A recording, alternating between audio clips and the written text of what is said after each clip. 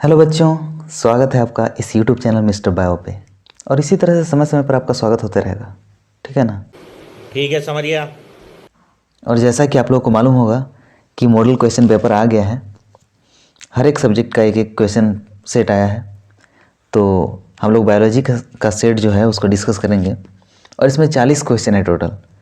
तो 40 क्वेश्चन में हम सोच रहे हैं कि 10-10 क्वेश्चन का एक वीडियो बनाएंगे। 10 क्वेश्चन में हम लोग 10 क्वेश्चन को इस तरह से डिस्कस करेंगे कि उससे रिलेटेड जो भी क्वेश्चन बन सकेंगे वो भी साथ में तैयार होते जाएं।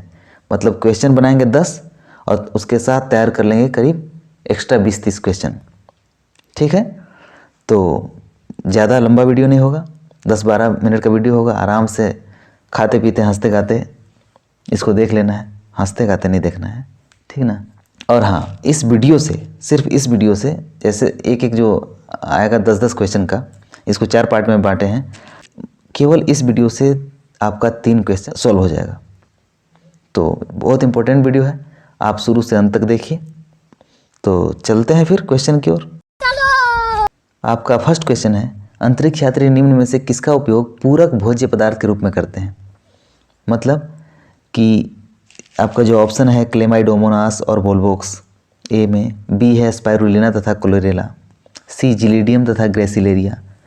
तो इन तीनों ऑप्शन में से कौन सा ऐसा ऑप्शन सही है जिसका उपयोग जो स्पेस ट्रैवलर्स जो हैं ना, स्पेस ट्रैवलर्स वो भोजन के रूप में यूज करते हैं, भोज्य पदार्थ के रूप में यूज करते हैं।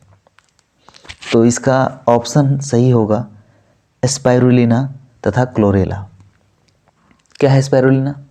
स्पाइरुलिना जो होता है वो प्रोटीन रिच होता है, उसमें बहुत ज़्यादा प्रोटीन पाया जाता है और साथ ही साथ और भी उसमें मिनरल्स ऐड होते हैं, ठीक है। तो इसको यूज करते हैं उन लोग ट्रैवलर्स लोग। जिलीडियम और ग्रेसिलेरिया क्या है? जिलीडियम तथा ग्रेसिलेरिया, जिलीडियम और ग्रेसिलेरिया जो है उससे एक प्रोडक्ट बनता है अगर, ठीक ना, उससे आइसक्रीम और जेली बनाने में भी यूज किया जाता है। चलिए नेक्स्ट क्वेश्चन हम लोग देखेंगे। क्वेश्चन नंबर 2, माइकोराइजा निम्न में से किसके बीच के संबंध को दर्शाता है। ऑप्शन ए शैवाल और कवक, ऑप्शन बी ब्रायोफाइट और टेरिडोफाइट, सी शैवाल और पाइनस, डी कवक और पाइनस।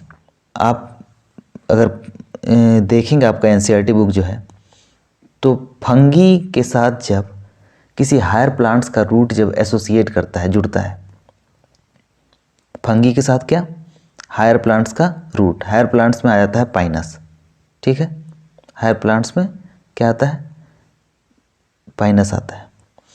तो जब इसके रूट से एसोसिएट करेगा, जुड़ेगा, तो ये माइकोराइजा कहलाता है। और जब फंगी किससे ऐड होगा, जब फंगी जुड़ेगा एल्गी से, एल्गी और फंगी मिलेंगे तो लाइकेन बनता है।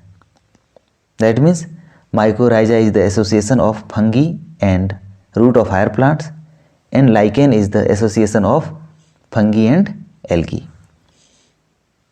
नेक्स्ट क्वेश्चन,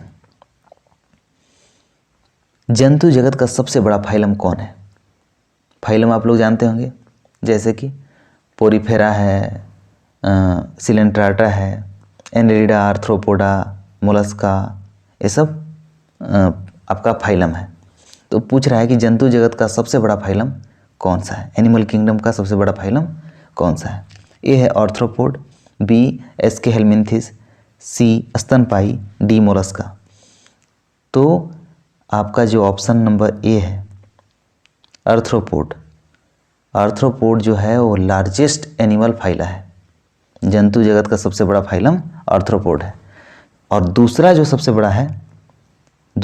बड़ा फाइलम वो है आपका मोलस्का, इसे भी याद रखना है, ठीक है। तो दूसरा सबसे बड़ा फाइलम कौन सा है, मोलस्का, और सबसे बड़ा फाइलम आर्थ्रोपोड, ठीक है। एस्केहेलमिन्थिस जो है इसको राउंड वर्म भी बोलते हैं, राउंड वर्म, ठीक है, गोल कृमि हिंदी में। तो बढ़ते हैं अगले क्वेश्चन की ओर। क्वेश्चन नंबर 4, निम्न में से कौन से गुण एक स्तनपायी की विशिष्ट पहचान है। मतलब कि मैमल्स का पहचान कौन सा है। ए है स्तन ग्रंथि, बी बाह्य कर्ण, सी शरीर पर बाल। तो स्तन ग्रंथि भी होता है मैमल्स में, बाहरी कान निकला हुआ होता है, मैमल्स के जो कान होते हैं वो बाहर निकले होते हैं और शरीर पर बाल भी होता है। मतलब किसका ऑप्शन नंबर डी होगा, उपरोक्त सभी। ठीक है। मेमरी ग्लैंड्स क्या होता है, स्तन ग्रंथि। Mammary gland is the milk producing gland to feed young ones, मतलब कि शिशु को स्तनपान कराने में मदद करता है। चलिए आगे बढ़ते हैं नेक्स्ट क्वेश्चन की ओर। निमेटोफोर के संबंध में निम्नलिखित कथनों में से कौन सा कथन सही है? Which of the following statement is correct with respect to nematophores. ठीक है, निमेटोफोर क्या है? तो निमेटोफोर जो होता है एक स्ट्रक्चर है, मॉडिफाइड स्ट्रक्चर है जो रूपांतरित हुआ है। ठीक है, तो ऑप्शन दिया है कि ये तने का रूपांतरण है, तो ये गलत है। ये रूट का रूपांतरण है, जड़ का रूपांतरण है। ठीक, बी ऑप्शन है ये श्वसन के लिए जरूरी ऑक्सीजन को ग्रहण करने में मदद करता है। हाँ, ये सही है। ठीक है,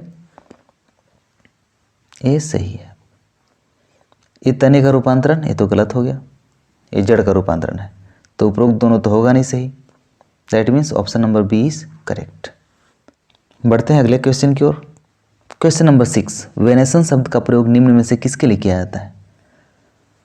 the term venation is used to designate a pattern of arrangement of leaves on stem, pattern of arrangement of leaves on branch, the arrangement of ovules within the ovary, the arrangement of veins and the veinlet in lamina of leaf. तो pattern of arrangement of leaves, जो leaves का arrangement है stem पे, on the stem, या तो leaf का arrangement on the branch. Stem और branch दोनों के लिए हम लोग यूज करते हैं फाइलोटैक्सी। क्या यूज करते हैं?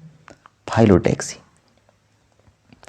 और the arrangement of ovules within the ovary, ovule के अरेंजमेंट को ओवरी के अंदर, उसको बोला जाता है प्लेसेंटेशन। तो बच कौन सा गया? Option number D.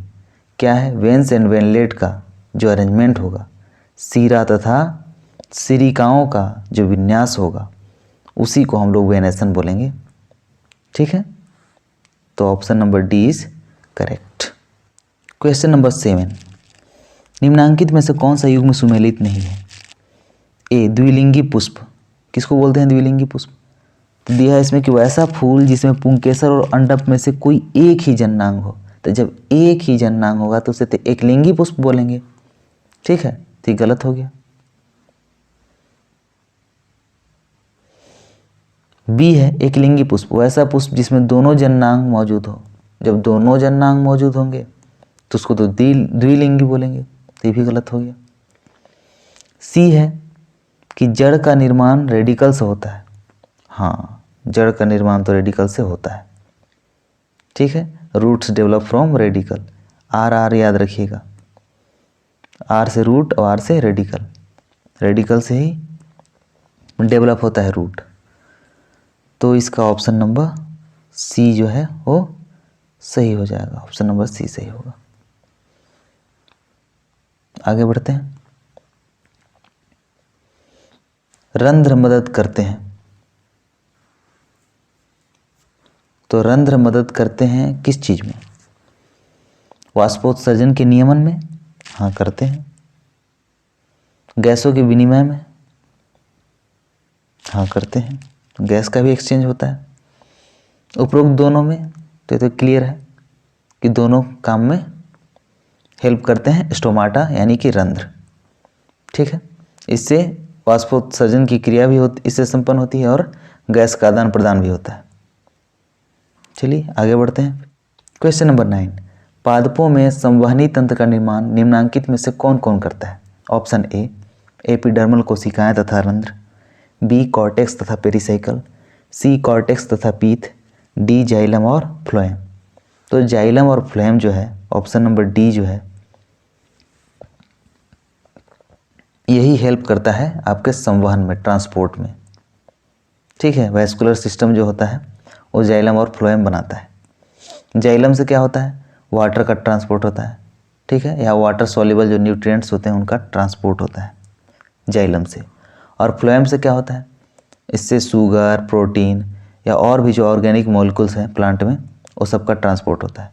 मतलब सिंपली समझे, जाइलम से जल यानी वाटर और फ्लोएम से फूड सब्सटेंस, ये इसका ट्रांसपोर्ट होता है।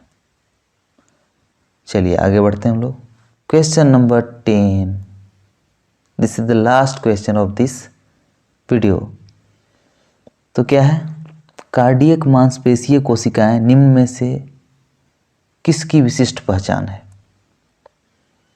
तो जहां भी कार्डियक की बात होती है समझ जाना है कि दिल की बात चल रहा है, दिल की बातें है ना। तो जब दिल का मसला है, दिल को और क्या बोला जाता है? हृदय। तो कार्डियक मांसपेशीय कोशिकाएं कहाँ पाई जाती है? हृदय में पाई जाती है।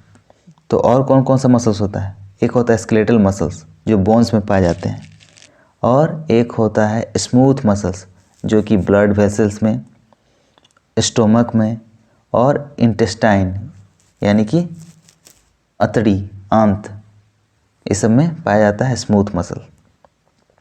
ठीक है, तो इस तरह से कंप्लीट होता है हमारा 10 क्वेश्चन, और इसका अगला पार्ट जल्द ही आएगा। ठीक है, आप लोग इस वीडियो को अपने दोस्तों के साथ शेयर कीजिए ना, अपने भाई बहन के साथ भी शेयर कीजिए, बाबू सोना के साथ भी शेयर कीजिए। ठीक है, तो चलिए मिलते हैं अगले वीडियो में।